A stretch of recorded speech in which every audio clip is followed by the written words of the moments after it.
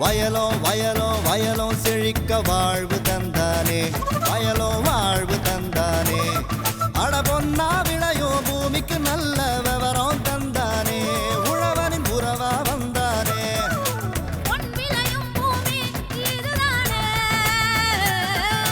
வயலோ வயலோ வயலோ செழிக்க வாழ்வு தந்தானே, வயலோ வாழ்வு தந்தானே. அட பொன்னா விளையோ பூமிக்கு நல்ல விவரம் தந்தானே, உழவனின் உறவா வந்தானே. தந்தன தந்தன தன தந்தானே, மண்ணள பொங்கிட துணை வந்தானே.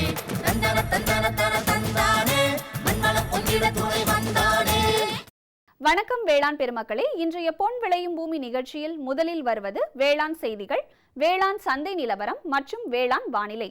தொடர்ந்து வேளாண் தொழில்நுட்ப பகுதியில் மானாவாரி பகுதிகளுக்கேற்ற இயற்கை நிறமி பிக்ஸா குறித்து சிவகங்கை மாவட்டம் செட்டிநாடு மானாவாரி வேளாண்மை ஆராய்ச்சி நிலைய பேராசிரியர் மற்றும் தலைவர் முனைவர் சி சுவாமிநாதன் அவர்கள் தரும் விளக்கத்தினை காணலாம். இனி வருவது வேளாண் செய்திகள்.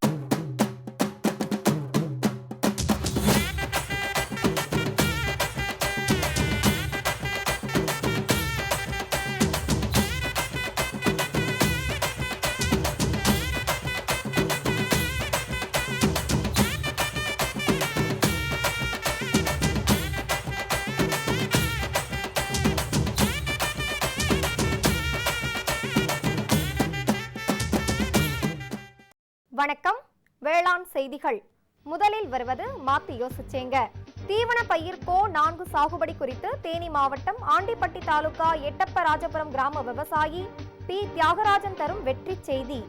வேளாண் ஆலோசனை நேரத்தில் ஆட்டு பண்ணைகளில் கடைபிடிக்க வேண்டிய உயிர் பாதுகாப்பு முறைகள் குறித்து திருநெல்வேலி ராமையன்பட்டி கால்நடை மருத்துவக் கல்லூரி மற்றும் ஆராய்ச்சி நிலைய கால்நடை நுண்ணுயிரியல் துறை உதவி பேராசிரியர் டாக்டர் MS முருகன் வழங்கும் ஆலோசனைகள். தொடர்ந்து வேளாண் சந்தையில் விழுப்புரம் உழவர் சந்தையில் காய்கறிகளின் இன்றைய விலை நிலவரம். வேளாண் வானிலையில் மிகுமழை பொழியும் மண்டலத்திற்கான சராசரி வானிலை அறிவிப்பு. விரிவான செய்திகள். மாத்தி யோசிச்சேங்க. கால்நடை வளர்ப்பில் மிக முக்கியமாக கருதப்படுவது சரியான தீவனமாகும். மேய்ச்சல் நிலங்கள் குறைந்து வரும் இக்காலத்தில் பசுந்தீவனங்கள் கால்நடைகள் ஆரோக்கியமாக வளர்வதற்கும் சிக்கனத்திற்கும் வழிவகை செய்கின்றன.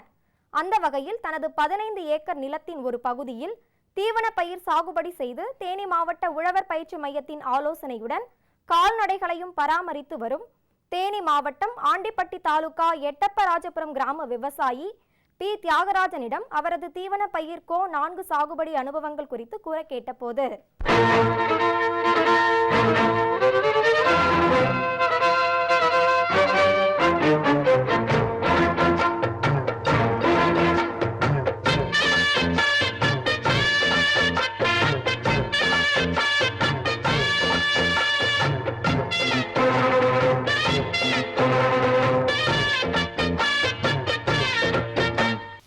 நாங்கள் விவசாயம், எங்கள் அப்பா வந்து விவசாயம் பரம்பரை விவசாயம் தான்.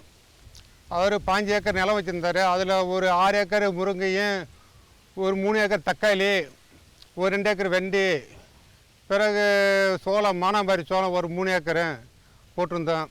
அது மட்டும் இல்லாமல் மாடுகளுக்கு ஒரு 60 சென்ட் மாட்டு தீவன கோப்பு ஒரு கரணையும், வேலி மசால் 30 சென்ட் வேலி மசாலும், ஒரு கத்திரி ஒரு 30 சென்ட் போட்டிருக்கோம். இப்போ வந்து இந்த கோடை காலத்தில் இது இப்போ சாகுபடியான இது. ஆனால் இப்போ மாடுகளில் வச்சு நான் பராமரிச்சுக்கிட்டு இருக்கேன். நான் என்கிட்ட 7 பசு மாடு இருக்குது. அது மட்டும் இல்லாமல் 3 ஆடுக, கோழி, கிரிராஜா கோழி இதை வச்சு பராமரிப்பு பண்ணிக்கிட்டு இருக்கோம். இப்போ வந்து இந்த மாடு டாக்டர் கால்நடை பராமரிப்பு துறையிலேருந்து எங்களுக்கு கருணை கொடுத்தாங்க. ஒரு 60 சென்ட்டுக்கான கருணை வந்து ஒரு 12,000 கருணை. அதுக்கு வந்து நாங்கள் உழவு அடித்து பாத்தி விட்டு கட்டி நடவுக்காக ஒரு 5,000 6,000 ரூபாய்க்கு செலவாச்சு. செலவு இல்லாமல் ரெண்டாவது அதுக்கான அடி உரம், டிஏபி, தொழு உரம் இந்த மாதிரி போட்டு கொண்டு 60 நாளில் வந்து அறுவடைக்கு வந்துடுது. அறுவடைக்கு வரும்போது கரெக்டாக ஒரு அறுப்புக்கு வந்து 60 நாள். ஃபஸ்ட்டு வந்து அறுவடை வந்து 60 நாள். பிறகு ரெண்டாவது வந்து நம்ம உரம், இப்போ எருவு போடலாம், மாட்டு எருவு போடலாம், ஆட்டு எருவு போடலாம், டிஏபி, ரசாயன உரம் இந்த மாதிரி போட்டுக்கிட்டு வரும்போது ஃபஸ்ட்டு அறுவடைலேருந்து 40 நாளில் நம்ம அறுவடை பண்ணிக்கிட்டே வரலாம். அது மட்டும் இல்லாமல் நம்ம பராமரிக்க வேண்டாம், அந்த கருணை சேதமாகாமல் நல்லா வளர்ச்சியாக வந்துக்கிட்டு இருக்கோம். இது மட்டும் இல்லாமல் அந்த கருணைக்கு வந்து தண்ணி வாரம் தண்ணி வாய்ச்சணும். அதுதான் முக்கியம். தண்ணி இருந்தால் தான் இந்த வளர்ச்சி நல்லா இருக்கும். அது இது ரொம்ப வளர்ந்துட்டானா இதை கொண்டு போய் அறுவடை பண்ணி நாங்கள் இதில் இதுக்காக மிஷின் கொடுத்துருக்காங்க. கால்நடை பராமரிப்புலேருந்து மிஷின் கொடுத்துருக்காங்க. அந்த மிஷினில் போட்டு அரைவை பண்ணி நல்லா தூளாக்கி அதுக்கு மாடுகளுக்கு போட்டுக்கிட்டு இருக்கோம். அது மட்டும் இல்லாமல் அசோலா வர போட்டிருக்கோம். அசோலா அது நல்ல உண்மையான மாடுக்கு சத்தான தீவனம். சத்தான தீவனம் எப்படின்னா அது பராமரிக்கிறது ஈஸி. அது நம்ம தார்பாய் வாங்கி அதுக்கான ஒரு சூப்பர் பாஸ்பேட்டு அதுக்கு விதை மட்டும்தான் நம்ம வாங்கணும். வாங்கி வச்சுட்டோன்னா அது நம்ம பராமரிக்கிறது வெயில் இருக்கக்கூடாது. வெயில் படாமல் பார்த்துக்கிட்டு இருந்தானா அதுகளுக்கு மாடுகளுக்கு போடும்போது பின்னாக்கு செலவு மிச்சம், தவிடு செலவு மிச்சம். நமக்கு பால் பேட்டு கிடைக்கும். பால் நல்லா பேட்டு கிடைக்கிறோம். மாடுகளும் ஆரோக்கியமாக இருக்குது. நம்ம அது பராமரிப்பு கோழி அது மாடுகளுக்கு மட்டும் இல்லை கோழிகளுக்கும் போடலாம். அதாவது ஒரு 400 கிராம் இருக்கிற கோழி கிரிராஜ் கால்நடை பராமரித்து கொடுத்தாங்க. இப்போ 75 நாள் ஆகுது. 75 நாளில் 2 கிலோ நிற்குது. ஆனால் அதுக்கு எதுக்குன்னா அசோலா போட்டதுனால தான் அந்த வளர்ச்சி நல்லா இருக்குது. இன்னும் ஒரு வாரத்தில் 10-20 நாளில் முட்டைக்கு வந்துடும் அந்த கோழிகள். அது மட்டும் இல்லாமல் அந்த அசோலா ஆடுகளுக்கு கொடுக்குறோம். நம்மளும் சாப்பிட்லாம். அது ஒன்று நல்ல ஒரு புரோட்டீன் மிகுந்த உணவு. அது போட்டுக்கிட்டு வரோம். அது மட்டும் இல்லாமல் வேலி மசாலா 30% அது மாடுகளுக்கு நாங்கள் எல்லாம் ஒரு கலந்து மாடுகளுக்கு போகிறனால மாடுகளுக்கு ஆரோக்கியமாக இருக்குது. நல்ல இதாக இருக்குது. ரெண்டாவது செலவும் நம்மளுக்கு மிச்சம். மாடுகள் நம்ம பராமரிக்கணும்னா அந்த கட்டுத்தை சுத்தமாக வச்சுக்கணும். அந்த வாரத்துக்கு ஒரு நாள் கழுவி வைக்கணும். அதுக்கான அந்த கிருமிகள் அதாவது அந்த கால்நடையில் நுண்ணுயிர்கள் தாக்கிற மடிநோய் வரும். மடிநோய் மட்டும் இல்லாமல் ரெண்டாவது அதுக்கு ஆரோக்கியம் இல்லாமல் பால் உற்பத்தி குறையும். அதுக்காக நம்ம அந்த மாலத்தியான் மருந்து ஒரு டேங்குக்கு ஒரு 30 மில்லி கலந்து அந்த ஸ்ப்ரே பண்ணிட்டோன்னா அந்த இது மாடுகளுக்கான எந்த மடிநோயோ எதுவும் வராது. ரெண்டாவது காண தடுப்பூசி அது வேறு நாங்கள் இப்போ கரெக்டாக போட்டுக்கிட்டோன்னா நம்மளுக்கு எதுவும் செலவட்டும் கிடையாது. மாடுகளுக்கு நம்ம பராமரிக்கிற ரொம்ப ஈஸியாக இருக்குது. எந்த மாடுகளுக்கு எந்த நோய் இது இல்லாமல் நிர்வாகத்தை வளர்த்துக்கிட்டு வரலாம். இதே நாங்கள் தென்னை வேறு வச்சுருக்கோம். 10-100 மரம் இருக்குது. அது மாதத்துக்கு ஒரு 1000 காய் நாங்கள் கிடைக்கிது. இப்போ மழை வரைச்சினால அப்போ 500 காய் 600 காய் தான் எங்களுக்கு கிடைக்கிது. ரெண்டாவது கத்திரி போட்டிருக்கோம். கத்திரி இப்போ தான் போட்டிருக்கோம். அது கொஞ்சம் பூச்சி போகிறோம். அதுக்கு ஒட்டுணி வேறு கட்டி வச்சுருக்கோம். ஆனால் அது இனக்கவர்ச்சி பொறி அது இதனால் அந்த பூச்சிகள் இனப்பெருக்கத்தை குறைச்சி மருந்தடிக்க நம்ம செலவு மிச்சம் பண்ணணும். அதாவது கோப்போ கரணை போகிறதுக்கு முன்னாடி அந்த நிலம் தயார் பண்ணிக்கிற நல்லா உழவடிச்சு எதுனா ஒன்று வண்டி டிராக்டர்னாலையோ இல்லை கலப்பை உழவுனால உழவடிச்சிக்கிட்டானா நல்லா உழவடிச்சு கட்டியெல்லாம் பார்த்துக்கிறணும். அதுக்கு அந்த உழவடிக்கும் போது எருவு என்ன எருவுனா மாட்டு எருவு இந்த மாதிரி எருவு போட்டுக்கிட்டானா நம்ம இயற்கையில் கொண்டு ரெண்டாவது உழவடிச்சு நம்ம சௌரப்பாத்தி போட்டு விட்டு கரண் நட்டானா நட்டுறதுக்கு அதுக்கான நம்ம உரம் முளைப்பத்திறனுக்கு கொடுக்கும்போது டிஏபி ஒரு யூரியா இந்த மாதிரி கொடுத்தானா அது வளர்ச்சி நல்லா இருக்கும். அது மட்டும் இல்லாமல் நான் வெளியிலேருந்து வாங்குற போகிற இது விடாமல் நம்ம சொந்தமாக கொண்டு போகிறதுக்கு நம்ம செலவு மிச்சம். இது மட்டும் இல்லாமல் விவசாயிகளுக்கு அவங்க இதிலேயே உற்பத்தி பண்ணிக்கிட்டானா ஆனால் வெளியிலேருந்து வாங்குகிற செலவுக்கு நம்ம மிச்சம் கிடைக்கும். ஆனால் இதை விட்டுட்டு நம்ம வெளியே வாங்கி போட்டோன்னா மாடுகளுக்கு லாபம் பார்க்க முடியாது. அதே மாதிரி நீங்களும் விவசாயிகள் சொந்தமாக இதே மாதிரி போட்டு மாடுகளை போட்டோன்னா நீங்களும் என்ன மாதிரி ஆரோக்கியம் மாடு வளர்த்து நல்ல லாபம் பெறலாம்.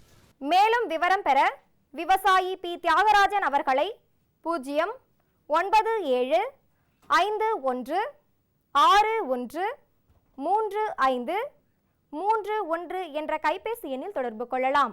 இனி வருவது வேளாண் ஆலோசனை நேரம்.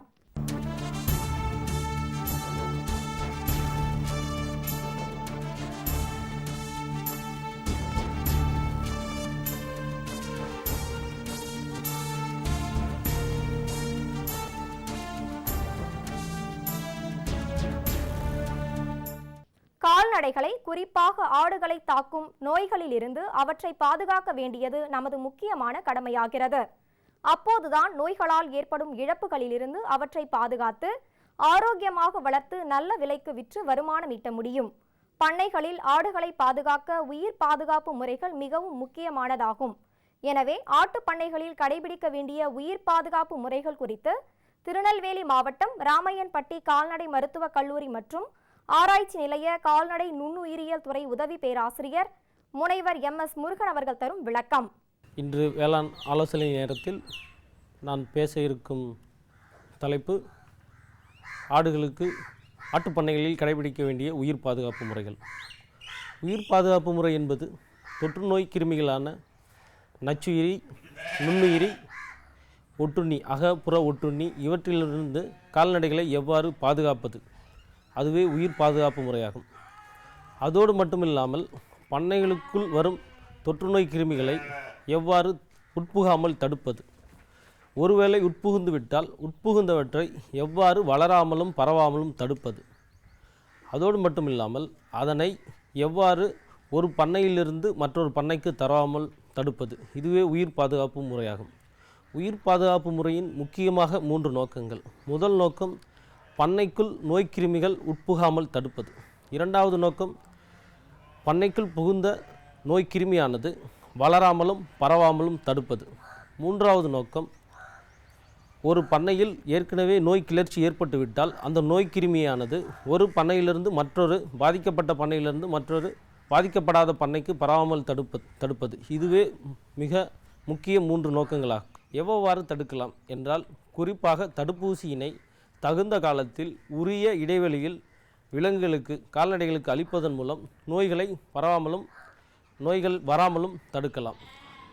இரண்டாவதாக கிருமி நாசினிகளை முறையாக பயன்படுத்துவதன் மூலம் நோய் வந்த பிறகு நோய் பரவுவதை பெருமளவு தடுக்கலாம். இதன் மூலம்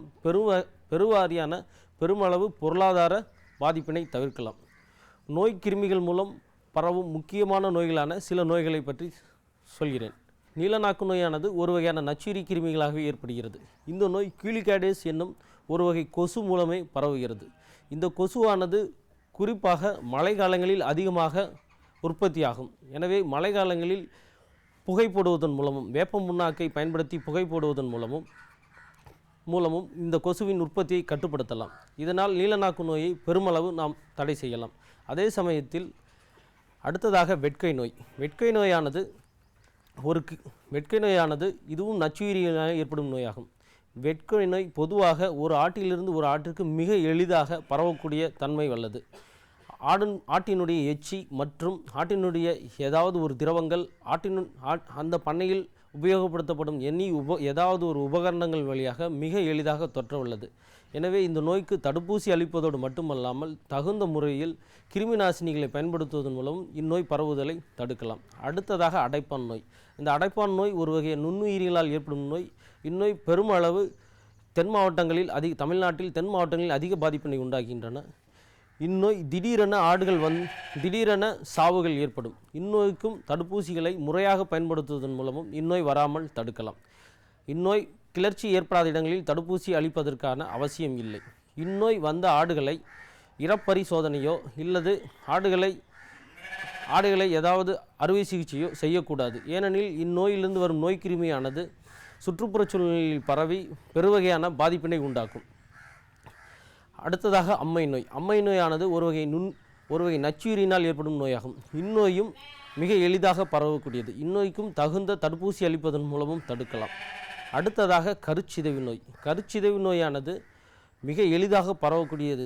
அதோடு மட்டுமில்லாமல் ஒரு முறை கருச்சிதைவு நோயினால் பாதிக்கப்பட்ட ஆடுகள் வெகு காலங்களுக்கு இந்த கருச்சிதைவு நுண்ணுயிரி கிருமிகளை தொடர்ந்து பரப்ப வல்லது. எனவே இந்த கருச்சிதைவு கிருமிகள் உண்டான ஆடுகளை தனியாக நாம் பராமரிக்க வேண்டும். ஒரு முறை வந்துவிட்டால் அதை நமது பண்ணைகளிலிருந்து அப்புறப்படுத்த வேண்டும். இல்லை என்றால் ஒவ்வொரு தலைமுறைக்காக மிக எளிதாக பரவ வல்லது இந்த நோய். இந்த நோய்க்கு மிகச் சரியான தடுப்பூசிகள் அளிப்பதன் மூலமும் இந்நோயை கட்டுப்படுத்தலாம். மேலும் விவரம் பெற முனைவர் MS முருகன் அவர்களை 09489500555 என்ற கைபேசி எண்ணில் தொடர்பு கொள்ளலாம். சனிக்கிழமை 4/7/2015 அன்று காலை 11 மணி முதல் 11:55 வரை வேளாண் களம் நேரலை நிகழ்ச்சி. வேளாண்மை காடுகள் அபிவிருத்தி மற்றும் மரபு சாரா காடு வளர்ப்பு, வேளாண் காடுகள் வளர்ப்பில் வேளாண்மையாளர்களுக்கான அரசின் திட்டங்கள், வங்கிகளின் உதவிகள், இன்னும் எண்ணற்ற தகவல்களை பெற வேளாண்மையாளர்களே வரும் சனிக்கிழமை காலை 11 மணி முதல் 11:55 வரை வேளாண் களம் நேரலை நிகழ்ச்சி.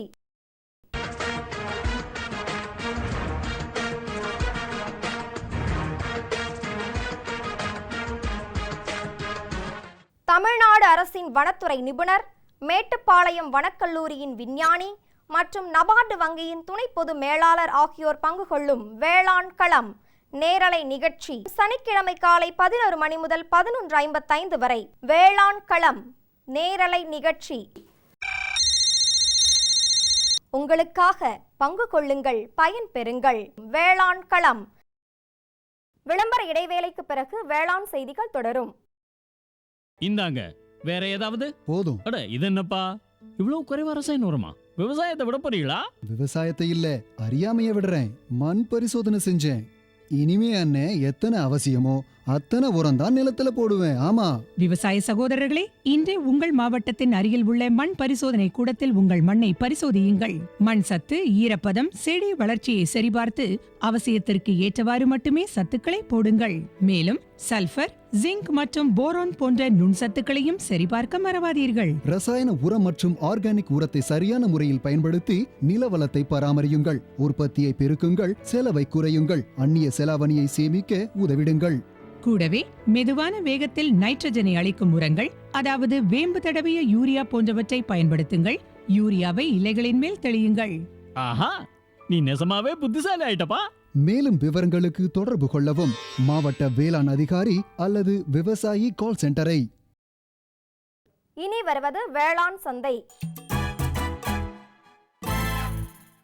விழுப்புரம் உழவர் சந்தையில் காய்கறிகளின் இன்றைய விலை நிலவரம். கத்தரிக்காய் 1 கிலோ 12 ரூபாய்க்கும், வெண்டைக்காய் 1 கிலோ 12 ரூபாய்க்கும், அவரைக்காய் 1 கிலோ 40 ரூபாய்க்கும், சின்ன வெங்காயம் 1 கிலோ 55 ரூபாய்க்கும், பெரிய வெங்காயம் 1 கிலோ 30 ரூபாய்க்கும், பச்சை மிளகாய் 1 கிலோ 36 ரூபாய்க்கும், தக்காளி 1 கிலோ 22 ரூபாய்க்கும், கருவேப்பிலை கட்டு ஒன்றுக்கு 25 ரூபாய்க்கும், கொத்தமல்லி கட்டு ஒன்றுக்கு 20 ரூபாய்க்கும், புதினா கட்டு ஒன்றுக்கு 20 ரூபாய்க்கும் விற்பனை செய்யப்பட்டது. இனி வருவது வேளாண் வானிலை.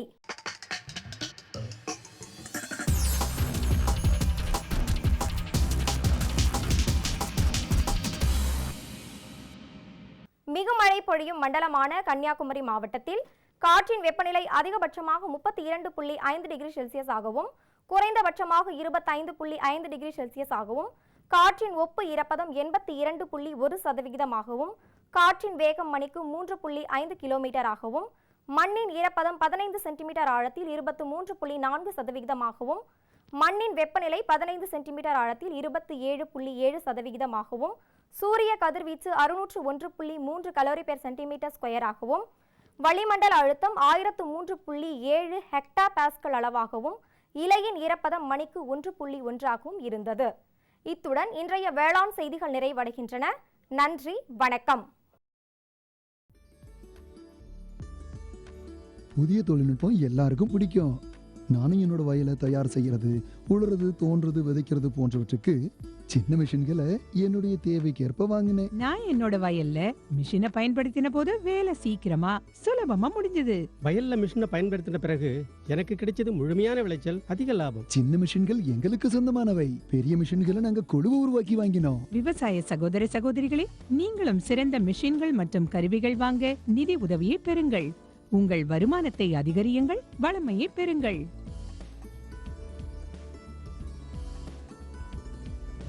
ஆயிடுச்சு.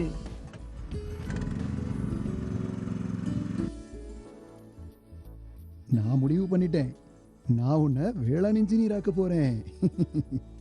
புதிய மிஷின்கள், புதிய கருவிகள் வந்தடைந்தன உங்கள் வாசலை. இவற்றின் மூலம் பெறுங்கள் மகிழ்ச்சி மற்றும் விளைச்சலை.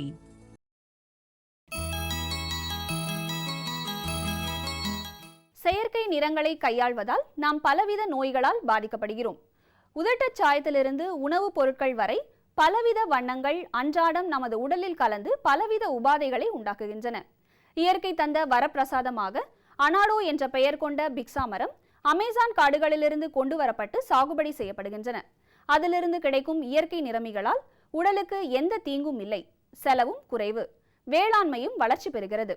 அந்த வகையில் மானாவாரி பயிர்களுக்கேற்ற இயற்கை நிறமியான பிக்ஸா குறித்து சிவகங்கை மாவட்டம் செட்டிநாடு மானாவாரி வேளாண்மை ஆராய்ச்சி நிலைய பேராசிரியர் மற்றும் தலைவர் முனைவர் சி. சுவாமிநாதன் அவர்கள் தரும் விளக்கத்தினை காணலாம்.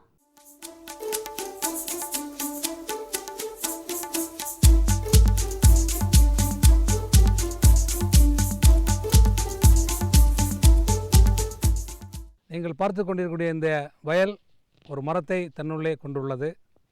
அந்த மரத்தினுடைய பெயர் பிக்ஸா என்று ஆங்கிலத்தில் சொல்கின்றோம். அதனுடைய பொது பெயர் அன்னாட்டோ அப்படின்னு சொல்கிறோம். இந்த மரம் வந்து மானாவாரி பகுதிகளில் நல்ல முறையில் வளரக்கூடிய ஒரு மரம். இதை பற்றி ஏன் நான் உங்களுக்கு சொல்கிறேன் அப்படின்னா, இன்றைக்கி பெரும்பாலான கடைகளில் அல்லது உணவு ஹோட்டலில் பார்த்திங்கன்னா அதிக அளவில் வந்து வேதிப்பொருட்கள், ரசாயன பொருட்கள் தான் சாயமாக பயன்படுத்துகிறாங்க. ஆனால் இந்த மரம் வந்து ஒரு இயற்கை நிறமி. இதிலேருந்து பெறக்கூடிய அந்த சாயம் வந்து இயற்கையிலேருந்து வரக்கூடிய ஒரு சாயம். இந்த சாயம் வந்து உணவில் சேர்த்துக்கலாம்.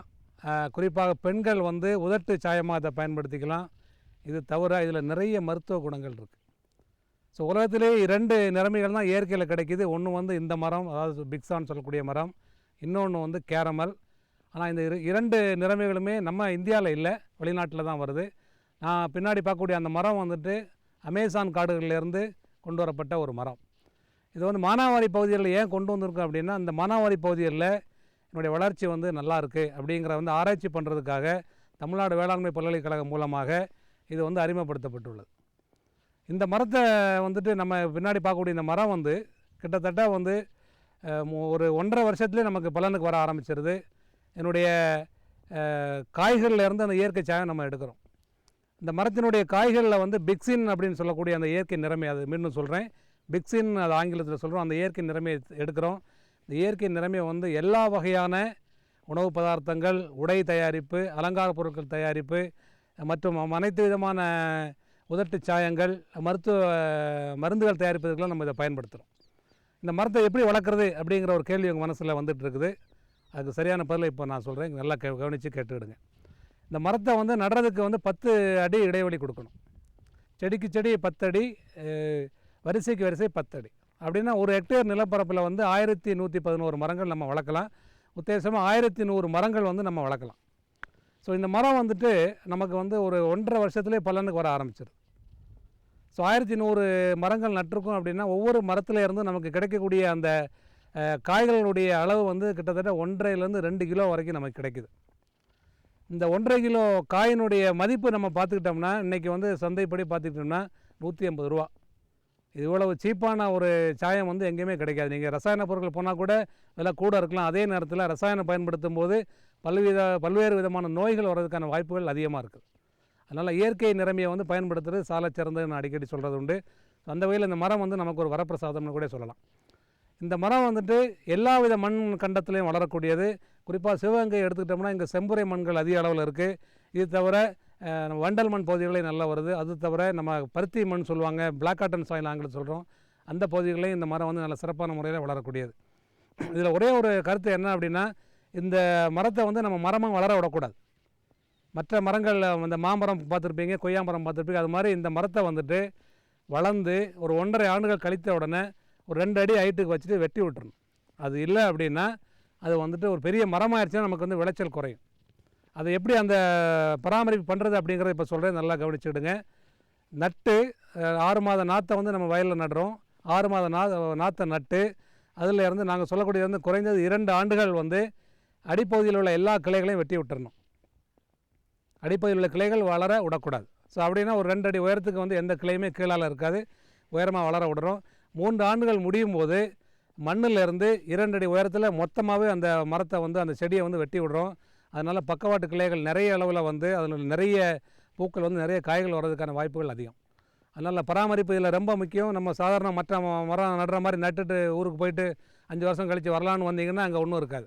அதனால் விவசாய மக்கள் இந்த மரத்தை நடும்போது கவனிக்க வேண்டியது, 2 ஆண்டுகள் வரை அடிமட்டத்திலிருந்து வரக்கூடிய அனைத்து கிளைகளையும் வெட்டிவிட வேண்டும். 2வது 3வது ஆண்டு முடிவில் அந்த மரத்தை 2 அடி விட்டு மற்ற அனைத்து கிளைகளையும் வெட்டிவிட வேண்டும். இந்த வெட்டி விடுறதை வந்து 3 வருஷத்துக்கு ஒரு தடவை வெட்டிகிட்டே இருக்கணும். அப்படி வெட்டி விடும்போது நிறைய பக்கவாட்டு கிளைகள் வரும். நிறைய கிளைகள் பக்கவாட்டில் வந்தால் தான் நிறைய பூக்கள் வந்து அந்த நுனியில் வரும். நிறைய பூக்கள் வந்துன்னா நிறைய காய்கள். அப்படி வரும்போது தான் ஒரு மரத்தில் இருந்து குறைந்தபட்சம் 1.5 கிலோ விதை வந்து நமக்கு கிடைக்கும். அதில் கொஞ்சம் நம்ம தவறுதல் பண்ணிட்டோம் அப்படின்னா மரத்திலிருந்து வரக்கூடிய விளைச்சல் வந்து அதிக அளவில் பாதிக்கப்படும். அதனால் இந்த பராமரிப்பு பணி வந்து ரொம்ப முக்கியம். அதை வந்து விவசாயிகள் சரிவர மேற்கொள்ளணும்னு தயவு செஞ்சு நான் மீண்டும் ஒரு முறை வலியுறுத்தி சொல்லிக்கொள்கிறேன். இப்போ 3வதாக பார்க்கும்போது வந்து எங்கே கொண்டு சார் நம்ம விற்கிறது அப்படிங்கிற எண்ணம் உங்கள் மனசில் வந்துட்டு இருக்குது. அந்த சந்தேகத்தை போக்கும் வகையில் இந்த இயற்கை நிறமைகளை பெற்றுக்கொள்வதற்கான ஒப்பந்தம் வந்து தமிழ்நாடு வேளாண்மை பல்கலைக்கழகம் மூலமாக ஏற்பாடு செய்யப்பட்டு வருகின்றது.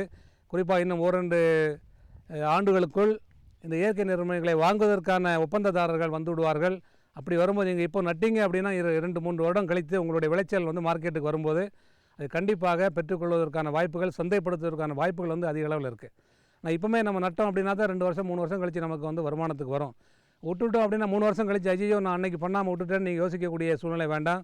தயவு செய்து விவசாய பெருமக்கள், மரம் வளர்ப்பில் ஆர்வம் உள்ள விவசாய பெருமக்கள் இந்த பிக்ஸாவை, அதாவது அன்னோட்டாவை பயிரிட்டு இந்த இயற்கை நிறமையை ஊக்குவித்து மக்களுடைய உணவு பயன்பாட்டிற்கும் உடை தயாரிப்புக்கும் அது தவிர மூலிகை மருந்துகள் தயாரிப்பதற்கும் தங்களுடைய பங்களிப்பை செய்ய வேண்டும் என்று கேட்டுக்கொள்கிறேன். மேலும் இது சம்பந்தமான உங்களுக்கு விவரங்கள் தேவைப்படேன் நம்மளுடைய செட்டிநாடு மானாவாரி வேளாண்மை ஆராய்ச்சி நிலையத்துக்கு நீங்கள் வாங்க.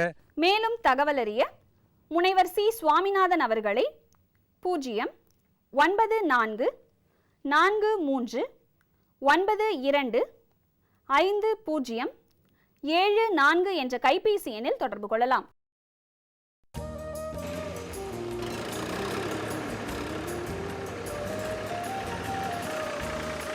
ஏப்பா கருப்பா, விதை வாங்கின, பூச்சி மருந்து வாங்கின, இப்ப உரம் வாங்கியிருக்க.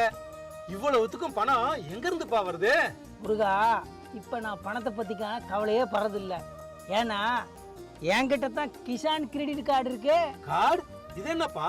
அதாவது இது பேங்க்ல கொடுக்குறாங்க. இந்த கார்டை வச்சுக்கிட்டு ஒரு குறிப்பிட்ட தொகைக்கு நம்ம நிலத்துக்கு என்னென்ன சாமான் தேவையோ. அப்படியா? எனக்கும் ஒரு கார்டு வாங்கி கொடுப்பா. அப்படியா? பக்கத்துல இருக்கிற பேங்க்கு போ, கார்டை வாங்கிக்க, நிறைய லாபம் அடைஞ்சிரு.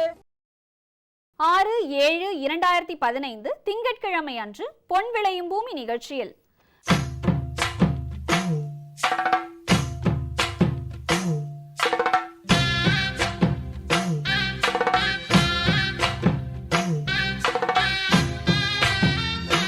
மாத்தி யோசிச்சேங்க பகுதியில்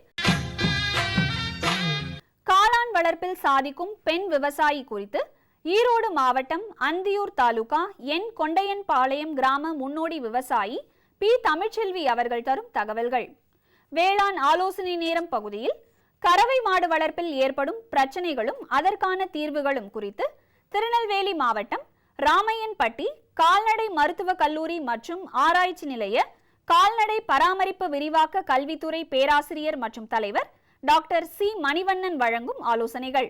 வேளாண் தொழில்நுட்பம் பகுதியில் மானாவாரி நிலக்கடலை சாகுபடியில் நீர் மேலாண்மை குறித்து சிவகங்கை மாவட்டம் செட்டிநாடு மானாவாரி வேளாண் ஆராய்ச்சி நிலைய மண்ணியல் மற்றும் வேளாண் வேதியியல் துறை உதவி பேராசிரியர் முனைவர் பி கண்ணன் அவர்கள் தரும் விளக்கம் ஆகியன இடம்பெறும்.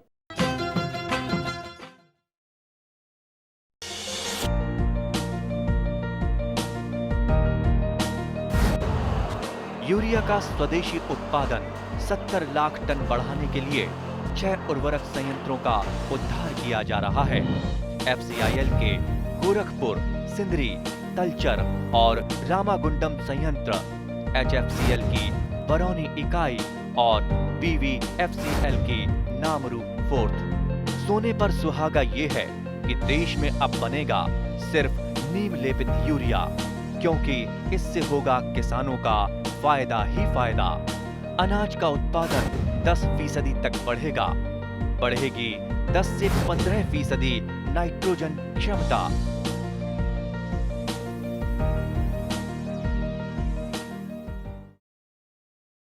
மீண்டும் அடுத்த பொன் விளையும் பூமி நிகழ்ச்சியில் சந்திப்போம். நன்றி, வணக்கம்.